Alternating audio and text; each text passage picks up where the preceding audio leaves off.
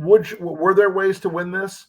I don't know. I think going back to the very beginning, Michael, the fact that she's an African American woman weighed a lot heavier than I think we had assessed. I think the or that we're honest about. Right. I think look, the country has moved right.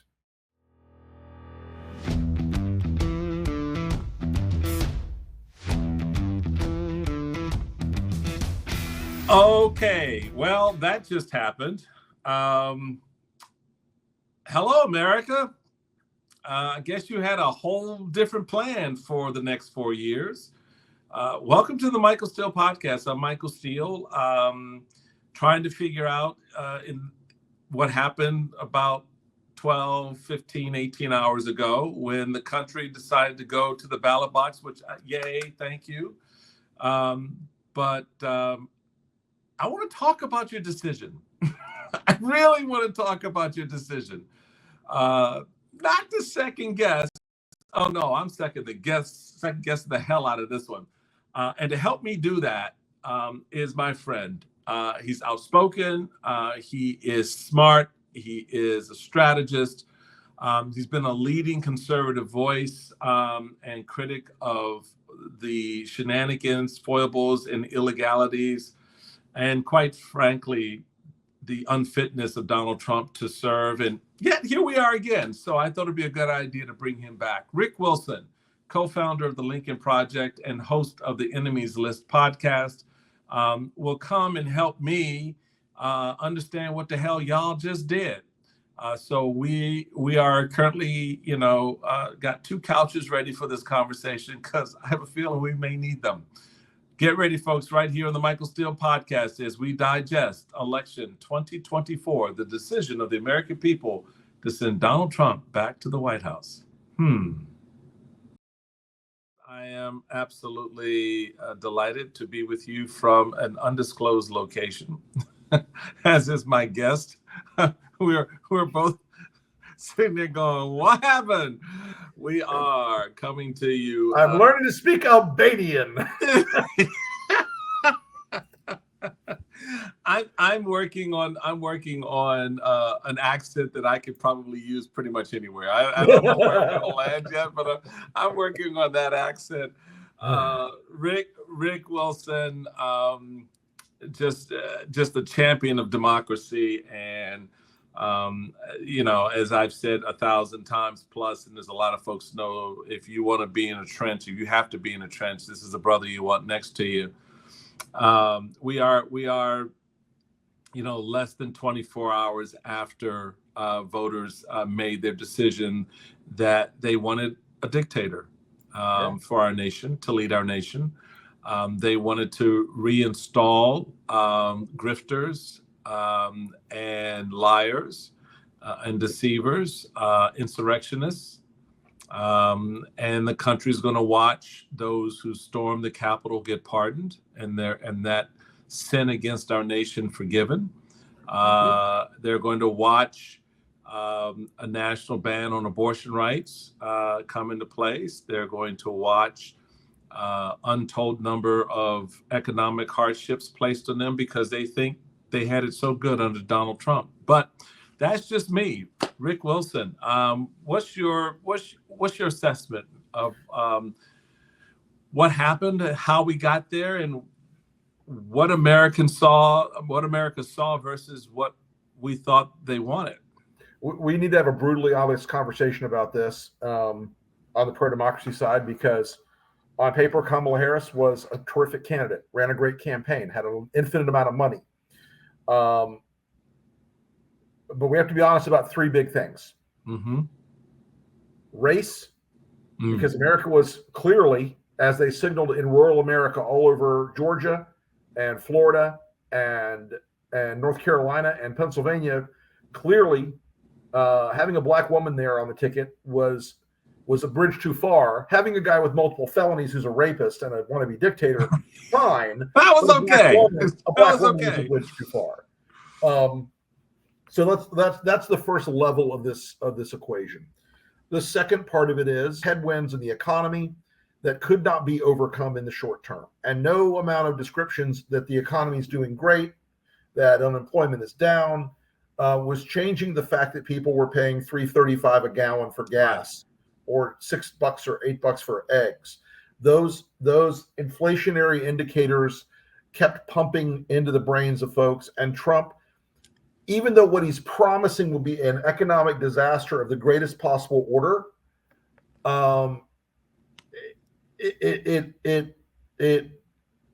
she couldn't overcome it talking about policy. And the third part of this, I think we have to be very honest about this. We were ringing the alarm bell way back in August and September about the trans ads.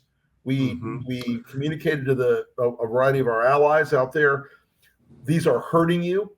These are splitting off African American men and Hispanic men and young white men very, very, very effectively. There's a reason they're spending $40 million on these, so people see that, they played that ad 30,000 times in the swing states. Yeah, there's a reason they were spending that money, and we presented to Future Forward a response ad on that, and it was, this test's great, but it's got blowback and it's complicated to argue this point. And here we are, and that's going to end up being something that we look back as a major failure mode in this campaign.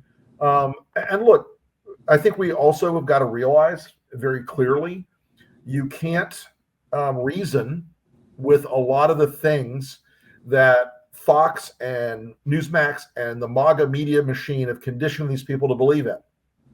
They literally came away believing that Kamala Harris was an actual communist or a Marxist who was going to destroy this country. Yeah. And even though none of them could describe what a Marxist is, even though none of them could understand what they were really saying, they believed it with a great deal of passion because they hear it on Fox and they hear it on Newsmax every minute of the day. Yeah. So, we've reached a point where that separate bubble in this country has given people permission to ignore reality. And I will say there's one more thing. America wanted this. Yes. They wanted it. Yes. Democracies rarely get overthrown in a coup. People vote democracy away, and that's what they did last night. That for me is an essential ingredient to what played out. And I want to go back to your third point, which was the trans ad, because I heard from a number of people last night and actually had a conversation today with Roland Martin, our friend Roland Martin. And he raised that exact same point. He said that he had conversations with a number of folks within the Harris orbit and the DNC, and noted, you guys are getting killed on this. Do you understand why this is working? And try to, like you, provide a digital response so that they could, and they didn't think it was hurting them. They thought that, because it was played too much, people would get sick of it. I'm like, no, that's not how advertising works.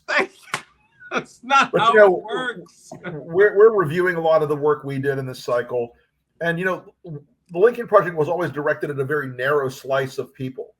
It was even a narrow slice of the Republican pool, and we managed to move our percentage of voters we set out to move. We did not ever have control of the entire, ability to put together a majority. Right. And again, the numbers are preliminary, but we're pretty confident right now. We can say we almost doubled our numbers from 20 in all of our targeted groups and locations. But Trump brought out new voters to the Republican Party by getting those Hispanic men and those African American men, and revving up younger men and frankly Gen X men. Right. Who they're okay with the autocracy thing. They're okay with it. They really don't give a fuck. And they kind of like it. And we have to be honest that they want this, and the country voted to have this. And the things that all of us, not just the Harris campaign, believe were going to be critical issues were important, but not important enough. So important, not important enough. Yeah, so let's unpack that a little bit, because I think that the the idea that they wanted this, a lot of Americans wanted this. I mean, look, I mean, think about it. Donald Trump has now become only the second president in the last 20 years to get a national mandate, if you will, by winning the popular vote and the Electoral College. Yep. So that tells me the number sitting right now at about 5 million. It may go down as more of the vote is counted from California and other places. But the reality of it is, he's still going to potentially wind up with 1 million plus, 2 million plus Sure. popular vote advantage. Sure. That tells and me. Yet the vote total is down. Yes. And that, I think, tells us something about where the electorate was by the end of this campaign. And Michael, look, I have been, and you and I have been opposed to this guy from the jump, from the get-go. And it is a hard day. Yeah. There's a lot of triumphalism marching around out there on Twitter and on the networks right now. But I will tell you, the Trump people didn't know they were going to win last night. No, they did not know that. They were going into this feeling like that they were in a lot of trouble. And just like 2016, just like 2016, we ended up with a lot of people who are surprised by what happened, a lot of people who are shocked by the outcome, and they were among the most shocked. Yeah. And unfortunately, they do have a plan to govern. Project 2025, you'll see it now that they've won. They're going to bring it right out there and pretend that they always planned to bring. Oh yeah, we planned to do this all along. This was always our plan, suckers. So look, we're in a deep shit. We're in deep shit right now as a country. We have voted for an authoritarian madman, and it's not going to work out for those of us who believe in democracy. It's not going to work out for those of us who believe in the rule of law. We have a criminal president now, for the first time in our history, a fully fledged criminal president. Yeah. So with all of that as part of the storyline, and the fact that you both of us agree that this is something the country wanted, what then could have secured a win for Kamala? Was this doomed from the beginning, or was it a situation that? And I guess the part B of this question would be, if Joe Biden had stayed on the ticket and stayed the nominee, would that have resulted in something different? Or was this a fait accompli by virtue of what the American people ultimately wanted in the first place, which was a dictator? They didn't seem put off when he first raised the notion. There weren't people running for the exits when he laid it out there. And then in speech after speech, and no matter how much it was talked about on other platforms, it wasn't something that was hardened against him. So how do you assess that? Look, I think we've got a, and you and I are relative outsiders to this part of the coalition. Yeah. The Democratic Party is much less cohesive than the Republican Party. It is an assembly. It is an assembly of various interest groups. Sometimes they cooperate, sometimes they fight. The Republicans believe in unity and victory. Just win, baby, as you've said 1 million times. Yeah. And so they would rather lose pretty and talk about policy than win ugly. And J.B. Last from the Bulwark today came out and he said, frankly, we need a couple of Democratic governors who understand power and use it, like Ron DeSantis does. While they may find that uncomfortable, right now the Republicans understand power. They use it effectively. They're brutal in their application of it, and the fact that there's a sense among the Democrats right now that the failure mode here was not being progressive enough. Yes. If the wrong takeaway, people. It's the wrong takeaway. Wrong takeaway. And I will tell them, I told a Democratic activist friend today, I said, listen, if you had gone full Hamas, full like we stand with Gaza, all that shit, and full trans and full everything else, you would have lost 44, 45 states. Yes. You might have kept DC and California. The country has moved right, Michael. Yep. And that's the ironic thing is that a lot of people are like, oh, the Lincoln Project, you're just all liberals. I'm like, who the fuck are you talking about? No. But the difficulty here is Trump is not a conservative. He is a autocratic, statist, hyper activist type of leader. Mm-hmm.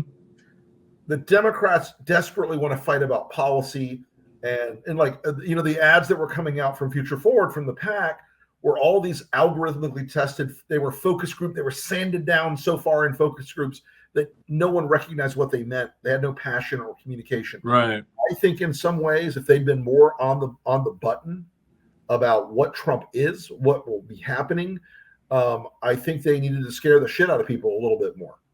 So they wanted to sell them on the Chips and Science Act, which is all fine and good, but it's not emotionally evocative.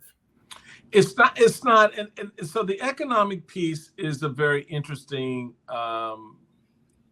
part of this narrative because of so much of the prevailing data tells us, again, even given the market's response today to the election, right? Through the roof. If the economy sucks so hard, then inflation. Don't worry, Michael. The economy is now perfect. It's perfect. That's right. It's perfect now. Yes, it is. And even after Trump passes the tariffs that he wants to pass, and people's prices go up, the economy for Republicans will suddenly be perfect. Yeah. And just as yesterday, voter fraud was the biggest concern in the country, and today, not so much. Not so much. So with that as the backdrop, the Democrats, in my view, failed to establish on the front end the economic narrative for a lot of folks who were coming out of COVID, coming out of, hyperinflation. Sure. And they were stuck. In other words, there was only one narrative that they were hearing was, this sucks. This sucks. Your economy sucks. And so even when it started to turn, it became harder for people to believe it because there was no counter narrative that said that, no, things are getting better. In fact, yes, it's going to take a little bit of time, but inflation is coming down slowly. By this time next year, inflation is going to be, we project, somewhere around here versus, the 9% now be back down to about 4 or 5, maybe even 3. Now it's what, 2.1 or something crazy like that. So there was no helping, taking people by the hand, by the collective hand, and walking them through the recovery efforts of the administration. So you had that. Then you had the whole, storyline. And Roland Martin and I, when we were talking today, made a very important. He said this race was effectively over for Joe Biden and ostensibly Kamala Harris the day Biden decided to act on the Afghanistan withdrawal, and the way that played out. And I agree with that because when you look at where his numbers were before Afghanistan and what happened after Afghanistan, they tanked. But why did they tank? And they go to the heart of what you were just talking about, Rick. They tanked because Trump and the Republicans blamed him for Trump's plan. Sure. They blamed him for Trump's plan. But here's the best part. They didn't counter narrative. They didn't say, wait a minute, time out. That's this bitch's plan. That's not our plan. They didn't come out and say every day, Donald Trump freed 5,000 members of the Taliban. They didn't say that. Thank you. And they have. They wanted to host them at the White House. Right. And they have we're going to bring the Taliban to Camp David on 9/11. That was a great move. The Camp David, worked out well. But Michael, I mean, we are now in a very, there's going to be a lot of triumphalism on the Trump side, the Republican side, because they believe that this is now the beginning of unlimited power for him, and it largely is. But I think there's going to be an opportunity here for the pro-democracy forces to start putting up a few firewalls here and there, and it's going to, as Trump starts to appoint the crazies and the weirdos, they're going to do what they do. They're going to be crazies and weirdos. And just like in 1992 when Bill Clinton overreached on healthcare by putting Hillary in charge of it way back in the day. Most folks are not old enough to remember that, but we do. And just like in 2008, when Barack Obama passed the Obamacare, that was seen by the voters as an overreach, which led to the Tea Party, which led to the money machine of the Republican Party, and that led to Trump. I mean, these things are sort of these arcs are common. So I think by the midterms, you're going to end up seeing, first off, there's a much better Senate map. Right. Democrats in the midterms. But I think you're going to end up seeing Trump will overreach, and there will be things that suddenly I'm really excited to see some of these Latino men who voted for Trump when their family members start getting deported, how that works out for them. Because they voted for it. They bought it. You voted for it, and so as you're watching family members, but and even with respect to those who may be here illegally, but gave birth to children who are now U.S. citizens, when birthright citizenship is eliminated, guess what? Bye. Your baby don't protect you. Your baby will not keep you here. Your child will not keep you here because they're a U.S. citizen. And you can't deport a U.S. citizen. Oh, sorry, we just took that little tag away from them. All y'all gone, all of you. So I mean, the warnings were there. Sure. So the Democrats make the switch. I mean, say what you will about, and there probably more than a page and a half of criticisms that one could level against the Harris campaign.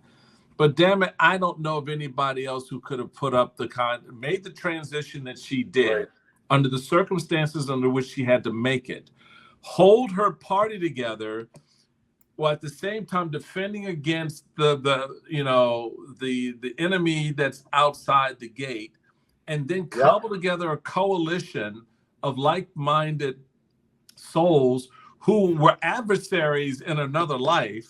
That's right. And then run a presidential campaign for 107 days, as I like to say, in high heels and backwards to give that visual. And yet, was she the right choice? I don't ask it to second guess. I mean, look, but I ask it to give some context to my point, because I think that was the right move to make. Just like people are saying, oh, well, Walsh shouldn't have been her choice. Yeah, he should have been. But what do you think? Yeah, the woulda, coulda, shouldas on, and all the counterfactual arguments about everything,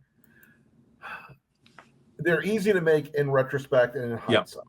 They're super easy for people to say, oh, of course I would have run this campaign so much differently, when they've never been around a presidential campaign in their lives, where they've never experienced any of the things a presidential campaign actually entails.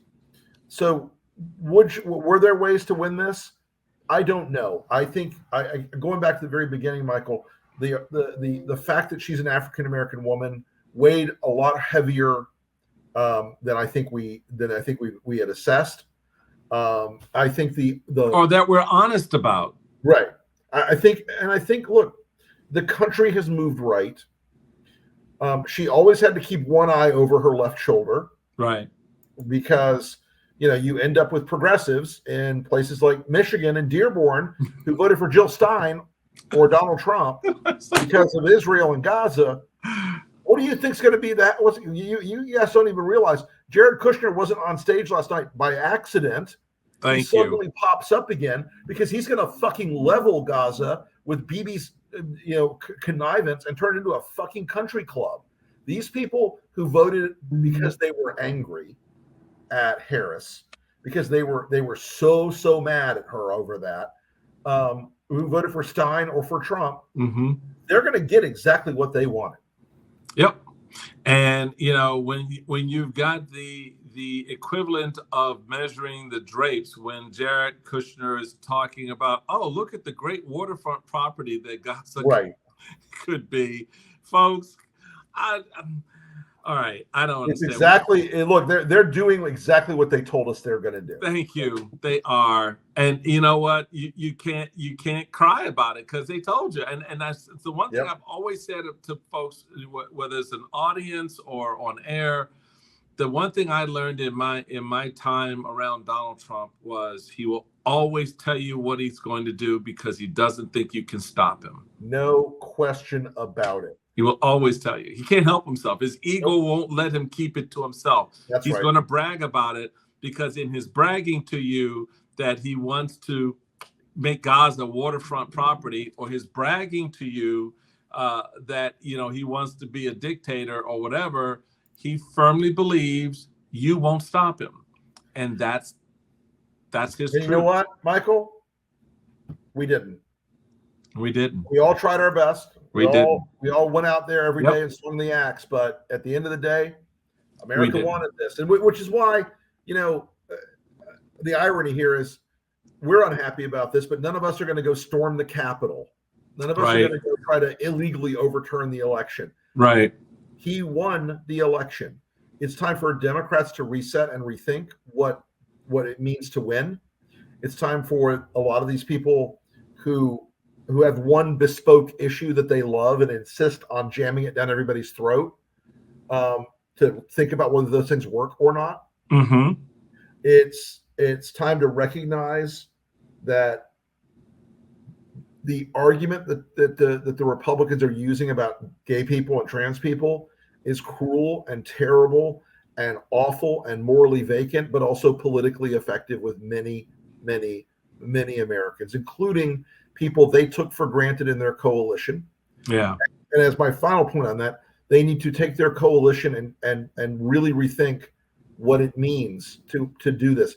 There was a reflexive belief, they're black, they're sticking with us. They're Hispanic, they're sticking with us. Yep. They're gay, they're sticking with us. Yeah. And after so many decades of that lazy assumption, all of a sudden, Trump didn't even offer them that much. He didn't even throw that much on the table. But black folks got a pair of gold lame sneakers, so there was that. But that's that was about. It's about where they got. But look, Michael, I really believe that a lot of people did a lot of work in this, tried to make this thing happen. A lot of people have sacrificed a lot for this. Yeah. Look, and our Republican friends right now, they're totally triumphal. They're dancing around, in the streets, and they're acting like this was something they knew would happen all along. Right. They did. Yeah. But here we are, and it happened, and so it's time to reset. It's time to think about how do you beat this movement now? Because Trump himself is now a lame duck already. He will be a dangerous lame duck, but you got to think about, how do you beat this movement? How do you overcome this movement?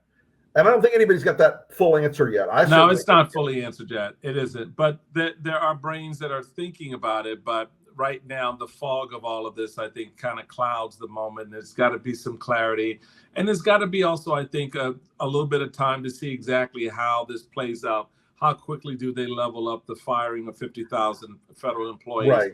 How quickly do they, actually eliminate the various departments within the Department of Health, which we'll get into Mr. Kennedy in a moment, and some of the other things they want to do, because then you'll have, not only do you have that, well, see, I told you that's what they were going to do, but then you can say, well, here's how we get out of that. Here's how we push back. Right. Here's how we move the country away from what you thought you wanted, which was a dictatorship and an iron fist, as your economy is falling around you. Let us now kind of move together in a different direction, which, again, to your earlier point, sort of sets up the conversation around the midterms, and then sort of sets up the narrative of what 2028 may potentially look like. We're going to take a quick break, Rick, and on our way out, I want to share with you some of Donald Trump's own divine inspiration as a result of what happened at the election. We're having a great conversation with our friend Rick Wilson. We're going to take a quick break. When we come back, we're going to have more good news and more good fun with my man Rick. That God spared my life for a reason.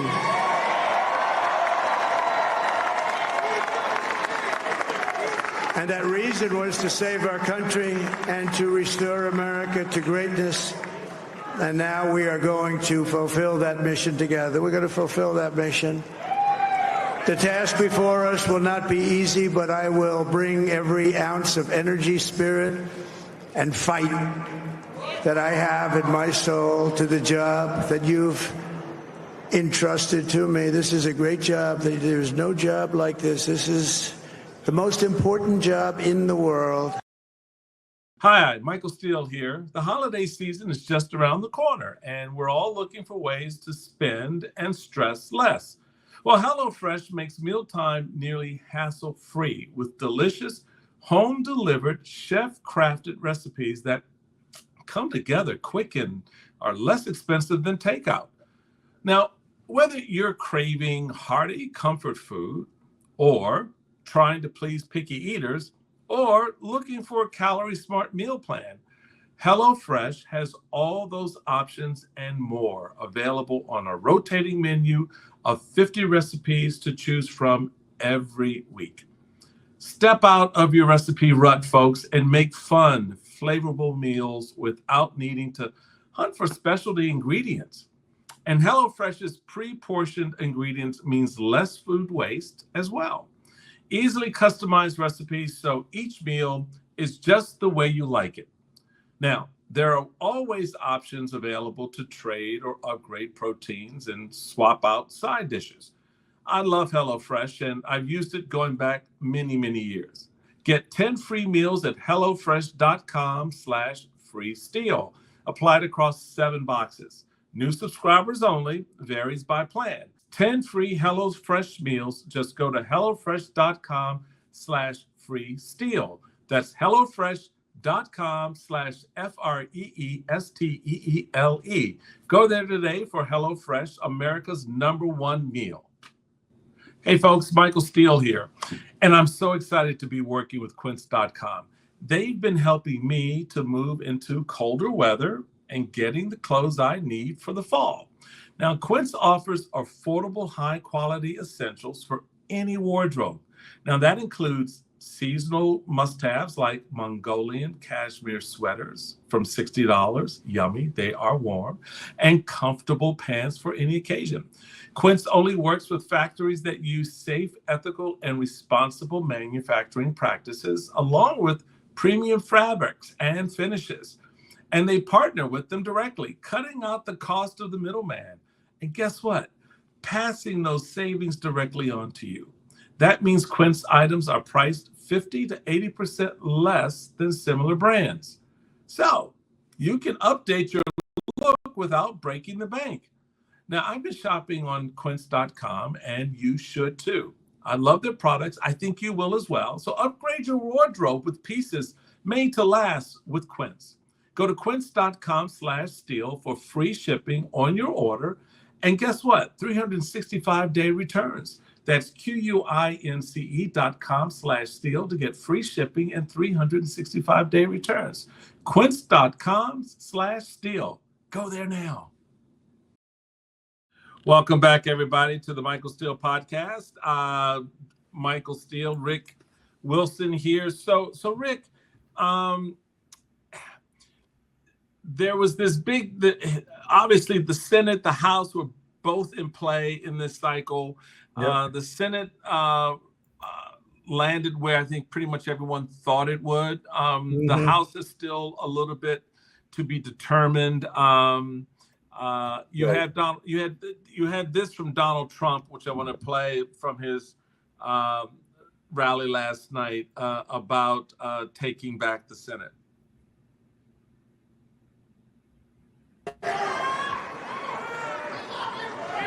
America has given us an unprecedented and powerful mandate.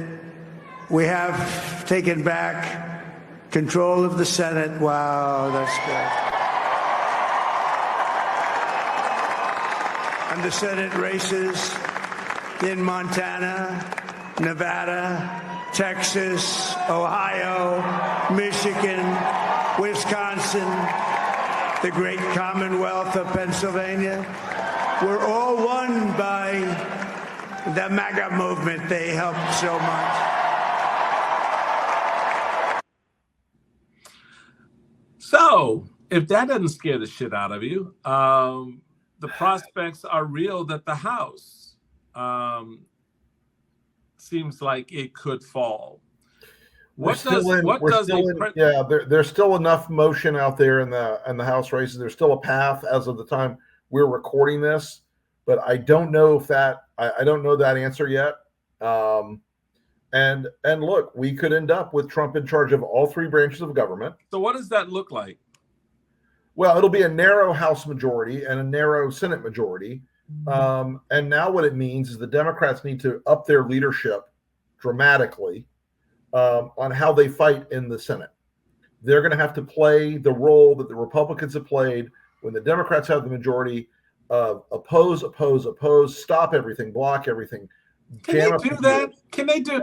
I mean, not with Chuck Schumer. Not with Chuck Schumer. Thank you, because I got into a discussion with a number of Democrats who were like, "Oh, Chuck Schumer, he's a master of the Senate." I said, "Master of the Senate." Chuck Schumer isn't the master of his own got office. Punked every time you turned around by Mitch McConnell. What are you, master? Maybe the master of his mind, but that's about it. Yeah, let's not even play, because that particular argument flies in the face of, I don't know, history, reality, known performance vectors. None of that's real.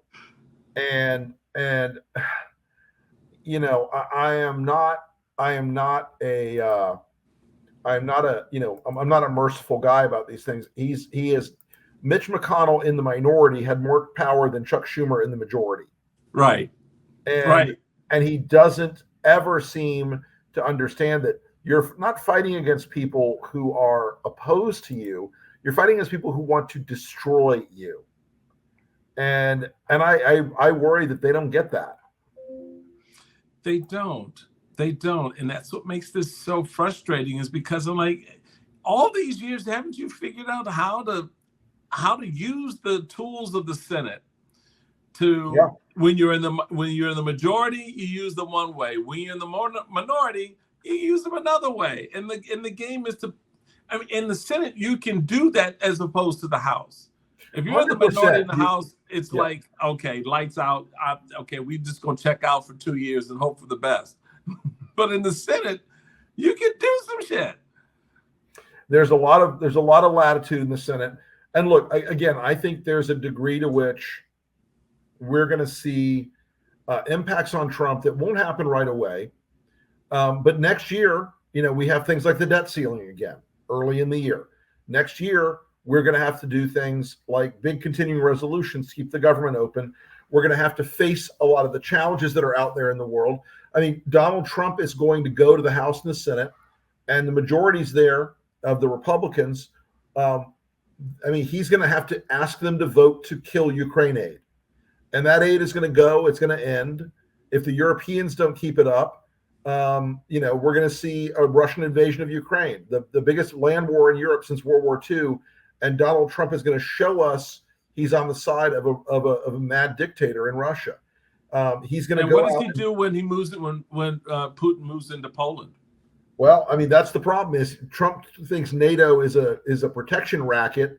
Instead of 80 years of the greatest military and political alliance in history, Donald Trump's attitude is "pay me, bitch." Right. And so, we're gonna have a lot of things that are going to come onto his plate in the next year, where he's going to fail, because he can't help but fail. He was a bad president the first time. I know Republicans have erased that from their brains, but he was a bad president. He will compromise this nation's security. He will compromise our economy. And so, I think the next step in how you fight the MAGA movement is to look at the failure modes he's going to inevitably cause for himself in 2025 and 2026, and start to make that case that you got to get these people out of office. Right. Because he's a lame duck. He's there. The other downside of this is the second he takes his hand off that Bible, the 2028 presidential primary campaigns start. And all the Republicans are going to be scrapping to see who replaces him, and the Democrats are going to be scrapping to see who's next up against the MAGA candidate. Yeah. Yeah, that'll be interesting though within the Republican ranks because my bet is that Donald Trump makes the case that he can run again because he's entitled to a consecutive term. Yeah, that I have a prediction that we will see Trump attempt to get a third term. Yep. Even though at that point he'll be 85 years old or whatever it is, 84, he will try to get a third term by saying, I was cheated and I deserve this. And honestly, the Republicans will say, yeah, Okay. no, that's what the Second Amendment is just a guideline. It's not really a rule. It's not really a rule. Whatever you want, dear leader, we'll take care of you. So speaking of fawning loyalty to dear leader, let me share with you what happened last night, or at least during the course of the campaign. A star was born. Let's listen. Oh, let me tell you, we have a new star. A star is born, Elon. Now he's an amazing guy. We were sitting together tonight. You know, he spent 2 weeks in Philadelphia and different parts of Pennsylvania campaigning. You know, he sent the rocket up 2 weeks ago, but this spaceship came down and I saw those engines firing and it looked like it was over, it was going to smash, and then I saw the fire pour out from the left side and I put it straight and it came down so gently and then it wrapped those arms around it and it held it, and just like you hold your baby at night, your little baby. And it was a beautiful thing to see, and I called Elon. I said, Elon, was that you? He said, yes, it was. I said, who else can do that? Can Russia do it? No. Can China do it? No. Can the United States do it other than you? No. Nobody can do that. I said, that's why I love you, Elon. That's great. You know, Elon Musk. That's some messed up shit. Oh, Because my view of it is, first off, Elon Musk is every Bond villain rolled into one. Sure. And the fact that he's entrusted with very important secrets from our government, Yep. that NASA has made itself wholly dependent upon what he does. Mm-hmm. And he has the number of government contracts that he has, and Trump is now planning to level his ass up to be some czar of some shit they're gonna make up.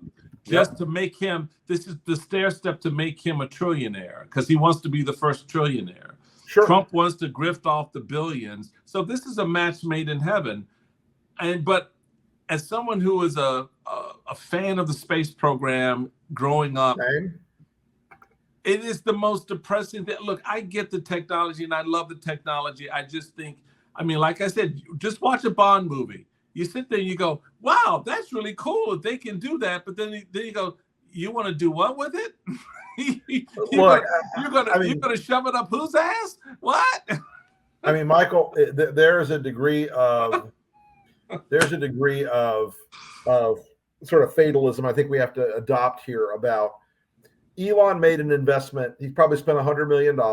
Yep. But he's going to gain several hundred billion out of it. And he's going to take over he's going to run the government as Trump's director of government efficiency, where they're just going to run roughshod over everything and you know, try to make a play that to outsource and to pass contracts over to Musk and his friends. And this is very much like what happened in Russia after the Cold War ended. Yep. And that idea that you're going to have this new class of oligarchs who run the government for their own profit is going to remind people very, very strongly of what happened in Russia before. This isn't free market capitalism.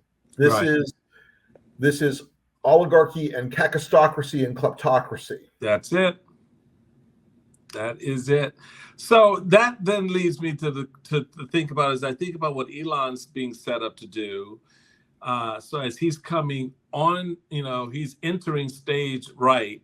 Mm-hmm. Exiting stage left are all of Trump's federal criminal trials.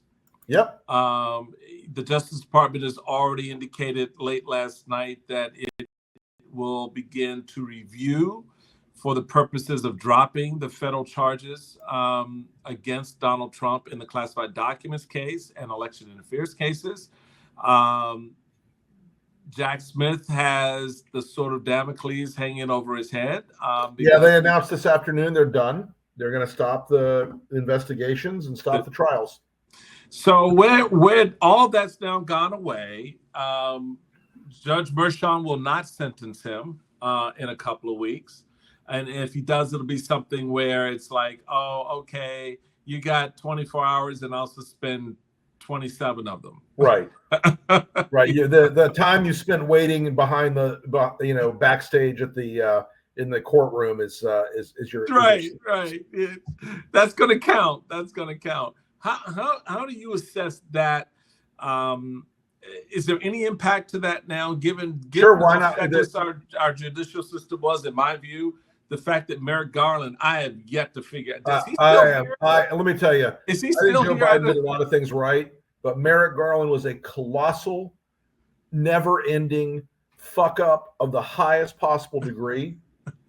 that man has done more damage by waiting and running out the clock until it's way too late. And the fact of the matter is, if we had taken action on Trump's absolute illegalities earlier, we might be in a different position. We would. And that's the sad part. The things that others could have done could have changed the course of this current history. Had Republicans in the Senate actually voted for impeachment, we'd be in a different position. And Mitch McConnell is why we are here. Mitch McConnell is why we are here. Mitch McConnell is exactly why we are here. Yep. He made a decision to hold on to Trump's to keep Trump's base, quote unquote, without the crazy, even though the crazy is real. And the fact that we are now in a position where everything is now permitted of Trump.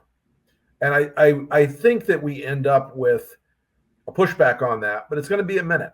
Yeah. Well, it'll be interesting to see what the pushback come if this is when the pushback begins to come, as Donald Trump seemingly has this weird affinity for Robert F. Kennedy Jr. to the point that he believes that Robert F. Kennedy will make America healthy again. Let's take a listen. Forever be remembered as the day the American people regained control of their country.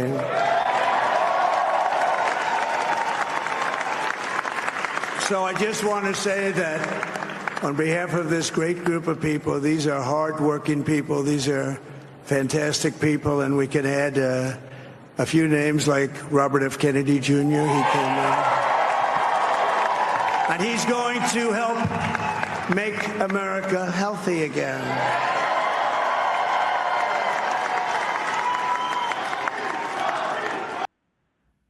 So when MAGA babies start dying from, whooping cough and, measles and or taken very seriously ill from measles and all the other things, that come, that don't come to you when you vaccinate your child.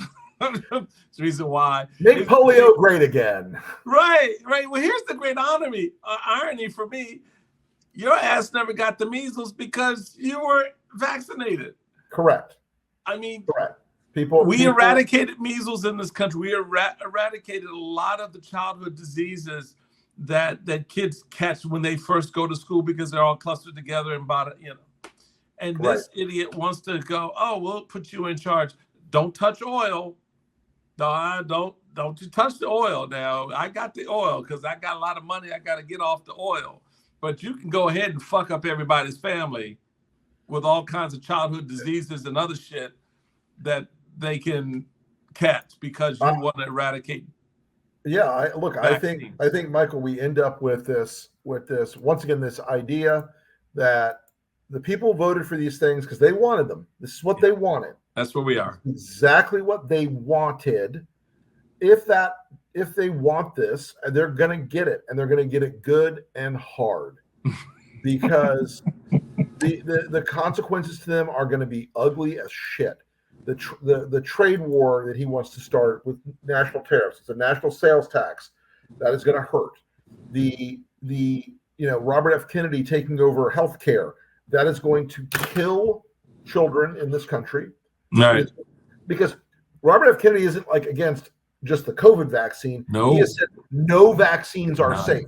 So that means measles, mumps, rubella, whooping cough, polio, on and on and on, meningitis. And if you want to see a surge in teenage and childhood deaths, do those things. That's a great idea. Yeah. And the fact is, they don't want anyone to be able to have vaccines. America, we are where you want us to be. A majority of you, want us to be. Over 50% of you voted for this. And the rest of us are going to now have to live with it because we respect democracy and we respect the rule of law and the transfer of power. We will acknowledge Donald Trump, number one. Two, he is the president-elect of the United States. And number three, as we do with all our presidents, we wish them well, because when they do well, we do well. That's how it's supposed to work. That's how it's hypothetically works. Hypothetically, on paper, the way the founders drew it up. But here we are. Yeah. Rick Wilson, my man, thank you for your time, brother. Michael, thank you for leading this fight. And you know what? I'm too fucking dumb to do anything but press on. So we're going to keep it up. Same here. Look, I'm right behind you. I'm standing beside you. Wherever you need me, I'm there with my man, Rick Wilson.